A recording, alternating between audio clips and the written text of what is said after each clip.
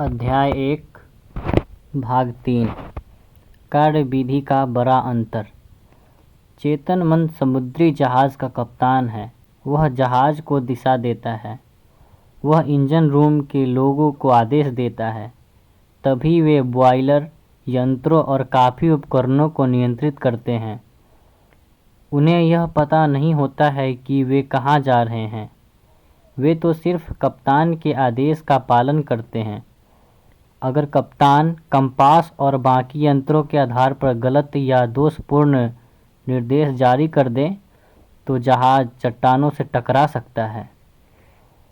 Engine room के लोग कप्तान के आदेशों का पालन करने के लिए बाध्य हैं, क्योंकि वही बॉस है। चूँकि उसे यह पता होना चाहिए कि वह क्या कर रहा है, इसलिए इंजन रूम के लोग कप्तान से बहस नहीं करते हैं या पलटकर कुछ नहीं कहते हैं। वे तो बस चुपचाप उसके आदेशों का पालन करते हैं। कप्तान अपने जहाज का मालिक होता है और बाकी लोग उसके आदेशों का पालन करते हैं। इसी तरह आपका चेतन मन आपके जहाज का कप्तान है और मालिक होता है। आपके शरीर, आपके परिवेश और आपसे जुड़े सभी मामलों का। चेतन मन अपने विश्वास तथा अनुमानों के आधार पर आदेश देता है और आपका अवचेतन मन चुपचाप उन आदेशों का पालन कर लेता है।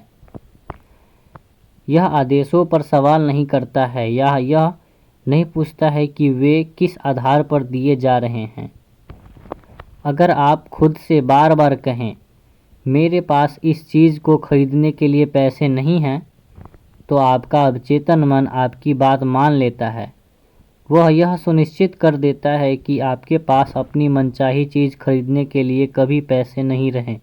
जब तक आप यह कहते रहेंगे, मेरे पास उस कार, छुट्टियों, उस घर के लिए पैसे नहीं हैं, तब तक आपका अवचेतन मन आपके आदेशों का पालन करता रहेगा। आप जीवन में इन चीज़ों को कभी नहीं खरीद पाएंगे। आप सोचेंगे कि ऐसा परिस्थितियों के कारण हुआ है। आपको यह लगेगा ही नहीं कि आपने अपने नकारात्मक विचारों से ही परिस्थितियां खुद निर्मित की हैं। पिछले क्रिसमस ईव पर नीना डब्ल्यू नाम की एक युवती, जो दक्षिणी कैलिफोर्निया यूनिवर्सिटी की छात्रा हैं, बेवर्ली हिल्स के एक बेहतरीन शॉपिंग इलाके से गुजर रही थी। उसके मन में उमंग थी। वह बफेलो, न्यूयॉर्क में अपने परिवार के साथ छुट्टियां मनाने जाने वाली थी। जब नीना एक दुकान के पास से गुजरती है तो उसकी निगाह डिस्प्ले विंडो में रखी एक सुंदर स्पेनिश लेदर बैग पर पड़ी। उसने उसे हसरत से देखा, फिर कीमत देखते ही उसके मुंह से आह निकल गई। वह खुद से कहने वाली थी, मैं इतना महंगा बैग कभी नहीं खरीद पाऊंगी। तभी उसे इस लेक्चर का यह वाक्य याद आया, कभी भी किसी नकारात्मक वाक्य को पूरा मत करो, इसे तत्काल उलटकर सकारात्मक कर दो और आपके जीवन में चमत्कार हो जाएंगे। कांच के पार रखे बैग को घूरते हुए उसने कहा, यह बैग मेरा है, यह बिक्री के लिए है। मैं मानसिक रूप से स्वीकार करती हूँ कि यह मुझे मिलेगा और मेरा अवचेतन मन यह सुनिश्चित करेगा कि यह मुझे मिल जाए। उसी शाम को नीना अपने मंगेतर से डिनर पर मिली। वह रैपर में लिपटा एक सुंदर तोहफा लाया था। सांस रोककर नीना ने उसे खोला। वहाँ पर वही लेदर बैग था जिसे उसने उसी दोपहर को देखा था और अपना मान लिया था। उसने अपने मन को उम्मीद से भर लिया था। इस तरह उसने इस मामले को अधिक गहरे मन यानी अवचेतन मन में पहुंचा दिया था, जिसके पास उपलब्धि की शक्ति है। बाद में नीना ने मुझे बताया, मेरे पास उस बैग को खरीदने लायक पैसे नहीं थे, लेकिन इसके बावजूद यह मुझे मिल गया। अब मैं जान चुकी हूँ कि मुझे धन और बाकी चाही गई चीज़ें कहाँ मिलेगी। वे सब कुछ मुझे अपने भीतर के शाश्वत खजाने से मिलेंगी। उसके अवचेतन ने किस तरह प्रतिक्रिया की? कुछ महीने पहले मुझे रूथ ए नामक महिला का पत्र मिला, जिसने मेरे भाषण सुने थे। उसने लिखा था, मैं 75 साल की विधवा हूँ। मेरे बच्चे बड़े होने के बाद बाहर चले गए थे। मैं अकेली रह रही थी और सोशल सिक्योरिटी तथा थोड़ी सी पेंशन पर गुजारा कर रही थी। मेरा जीवन बहुत ही सूना और निराशाजनक था। फिर मुझे अब चेतन मन की शक्तियों पर आपका भाषण याद आया। आपने कहा था कि दोहराओ, आस्था और उम्मीद के जरिए हम अपने विचार अब चेतन मन तक पहुंचा सकते हैं। क्या यह सच हो सकता है? मैंने आजमाने का फैसला किया। मेरे पास खोने के लिए कुछ नहीं था। मैं बार बार पूरी भावना से दोहराने लगी, कोई मुझे चाहता है, कोई मुझसे प्यार करता है। मैं शादीशुदा हूँ और मेरा पति दयालु, प्रेमपूर्ण तथा आध्यात्मिक मानसिकता वाला है। मैं सुरक्षित और सुखी हूँ। मैं लगभग 2 हफ्ते तक हर दिन यह बात कई बार दोहराती रही।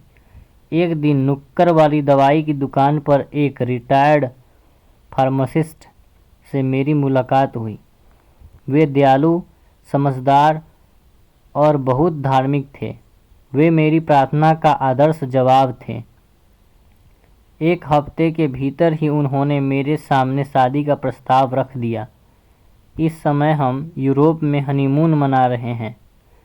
मैं जानती हूँ कि मेरे अवचेतन मन की बुद्धिमत्ता ही हम दोनों को इतने करीब लाई थी। रूथ ने पाया कि खजाना उसी के भीतर था। उसकी प्रार्थना उसके दिल को सच्ची लगी और उसकी सकारात्मकता उसके अवचेतन मन में उतर गई, जो रचनात्मक साधन है।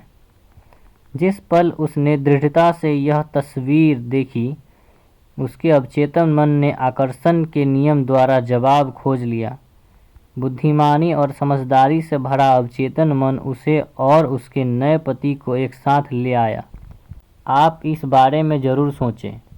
जो भी चीज़ें सच्ची है, जो भी चीज़ें ईमानदार है, जो भी चीज़ें न्यायपूर्ण हैं, जो भी चीज़ें शुद्ध हैं, जो भी चीज़ें प्यारी हैं, जो भी चीज़ें अच्छी हैं, अगर कोई आस्था है और अगर कोई प्रशंसा है, तो इन चीज़ों के बारे में सोचें। याद रखने लायक विचार। 1. खजाना आपके भीतर है। अपनी दिली इच्छा का जवाब भीतर खोजें। 2.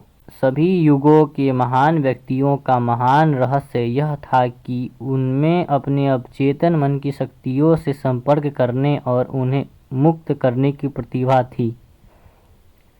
आप भी ऐसा ही कर सकते हैं। 3. आपके अवचेतन मन के पास सारी समस्याओं के जवाब हैं। अगर आप सोने से पहले अवचेतन मन से कहें, मैं सुबह 6 बजे उठना चाहता हूँ, तो यह आपको ठीक उसी समय जगा देगा। 4. आपका अवचेतन मन आपके शरीर का निर्माता है और आपका उपचार कर सकता है। हर रात आदर्श सेहत के विचार के साथ सोने जाए और आपका वफादार सेवक यानी अवचेतन मन आपके आदेश का पालन करेगा। 5.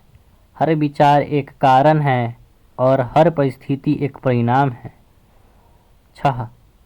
अगर आप पुस्तक लिखना चाहते हैं, बढ़िया नाटक लिखना चाहते हैं, अपने श्रोताओं के सामने बेहतर भाषण देना चाहते हैं, तो यह विचार भावना और प्रेम के साथ अपने अवचेतन मन तक पहुंचा दें। वह इस पर इसी अनुरूप प्रतिक्रिया करेगा। 7. आप जहाज के कप्तान की तरह हैं। आपको सही निर्देश देने होंगे, वरना जहाज दुर्घटनाग्रस्त हो जाएगा। इसी तरह से आपको अपने अवचेतन मन को सही आदेश, विचार और तस्वीरें देने होंगे, जो आपके सभी अनुभवों को नियंत्रित करता है। 8. इस तरह के वाक्यों का प्रयोग कभी नहीं करें, मेरे पास इसके लिए पैसे नहीं हैं या मैं यह काम नहीं कर सकता। आप जो सोचते हैं, आपका अवचेतन मन उसी बात को सच मान लेता है। वह यह सुनिश्चित करता है कि आपके पास कभी पैसे नहीं रहें या वह काम करने की क्षमता नहीं रहे जो आप करना चाहते हैं। इसके बजाय दृढ़ता से कहें, मैं अपने अवचेतन मन की शक्ति से सारे काम कर सकता हूँ। 9. जीवन का नियम विश्वास का नियम है। विश्वास आपके मस्तिष्क का एक विचार है। उन चीज़ों में विश्वास नहीं करें जो आपको नुकसान या चोट पहुंचाए। अपने अवचेतन की शक्तियों में विश्वास करें।